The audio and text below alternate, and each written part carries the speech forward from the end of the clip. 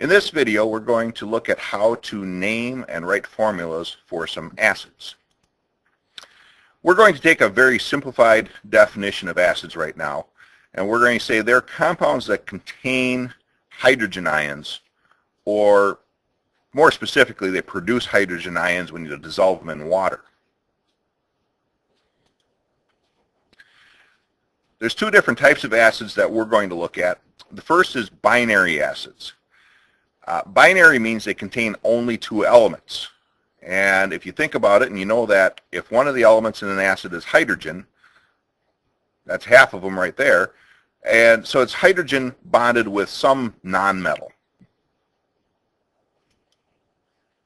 An example of a binary acid would be hydrochloric acid. Looking at the name of hydrochloric acid, I highlighted different parts. Okay? The fact that it says acid and it starts with hydro, the hydro basically means it has hydrogen or hydrogen ions. When you look at the chloric, well, that's basically just another word for chlorine. It's just changed the end of its name in this acid.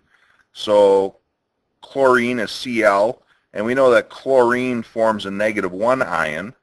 And so to put those together, if you have a hydrogen ion and a chloride ion, you would get a formula, hydrogen chloride.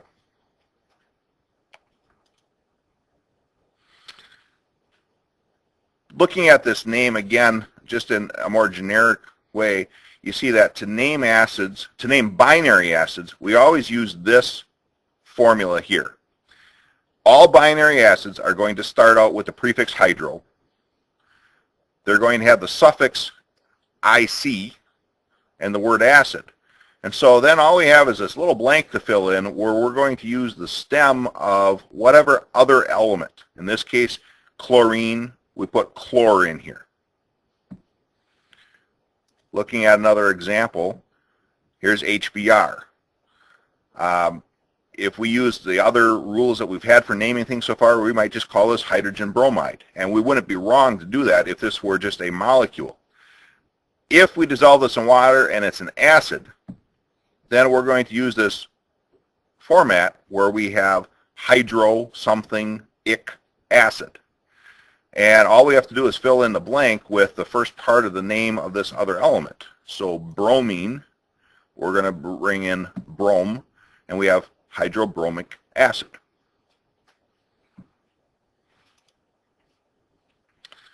Here's hydrofluoric acid. Again, when you look at that name and you see hydro out front. Anytime you see hydro out front, you know it's a binary acid and one of your elements is hydrogen. Then we look at the second part of the name. We see that stem, fluor. Fluoric, well, that comes from the element fluorine. Fluorine is a -1 charge. So to make a compound of hydrogen and fluoride ions, we would just have HF. Hydrofluoric acid is HF.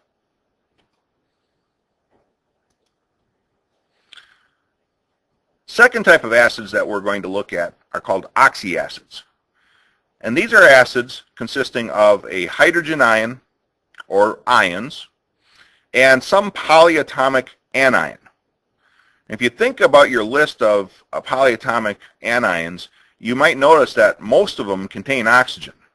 You know, your sulfates, your nitrates, your phosphates, your carbonates, they all have multiple oxygens in them. And that's where the oxy prefix comes in these names. You could call those oxyanions, and these are going to be oxyacids. Here's an example of an oxyacid, HNO3. Well, the H we can look at and we recognize a hydrogen, and the NO3 we recognize as nitrate. And if we were just going to name it as an ionic compound, we'd call it hydrogen nitrate. As an acid, what we do is we take that oxyion, nitrate, and we look at the ending. The ending is going to determine what happens here. This has an ATE ending. Anytime that ion has an ATE ending, we're going to change the name to end in IC. If it had an ITE ending, we would change it to end in OUS. So in this case, nitrate, the ATE becomes IC, and we end up with nitric, and we add the word acid. So this compound right here, HNO3, is called nitric acid.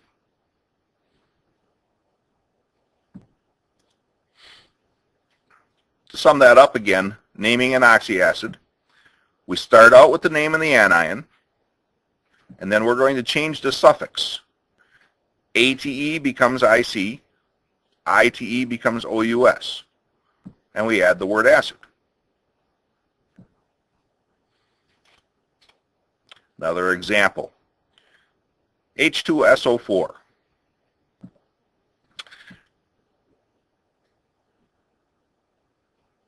If you look at this and say, well, why is there a 2 on the H?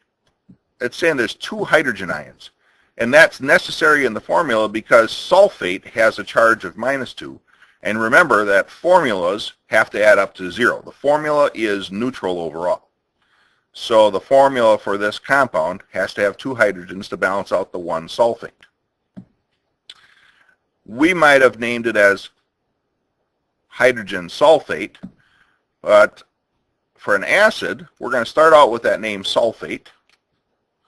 And remember, we're going to change that. The ATE ending goes to an IC ending. So sulfate, you might think it becomes sulfic. But somewhere along the way, somebody decided that sulfic acid just didn't sound very good. So they decided, no, for sulfur compounds, we're going to keep 2 syllables. And we're going to call it sulfuric acid. And I know that's a little bit of extra confusion, but we do this on sulfur compounds and on phosphorus compounds, where when we name the acids, we're going to be keeping 2 syllables of the name rather than just 1. H2SO4 is sulfuric acid. Sulfate becomes sulfuric. Here's a name of an oxyacid, carbonic acid. Let's see if we can work backwards. Recognize that it starts out with an IC. So if it ends with IC, we work backwards and we change that to an ATE, carbonate. And hopefully you recognize carbonate. Well, carbonate is a CO3 with a 2-. Now, it's an acid, which means it's a hydrogen compound. So how many hydrogen ions are you going to need to put with that? Hydrogens have a charge of +1, so it's going to take 2 hydrogens to combine with the 1 carbonate, and we get H2CO3.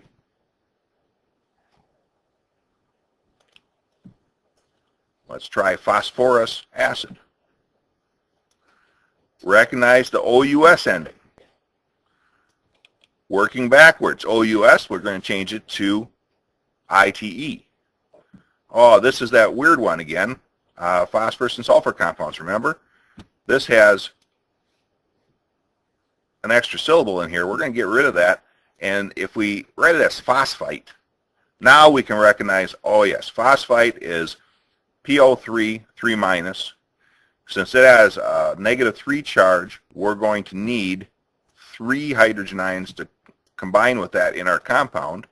And so the formula for our compound must be H3PO3. Phosphorus acid is the acid of the phosphite ion. To sum up those strange ones again, sulfate, sulfite, phosphate, and phosphite add an extra syllable when you change them to the acid names. Sulfuric, sulfurous, phosphoric, phosphorus.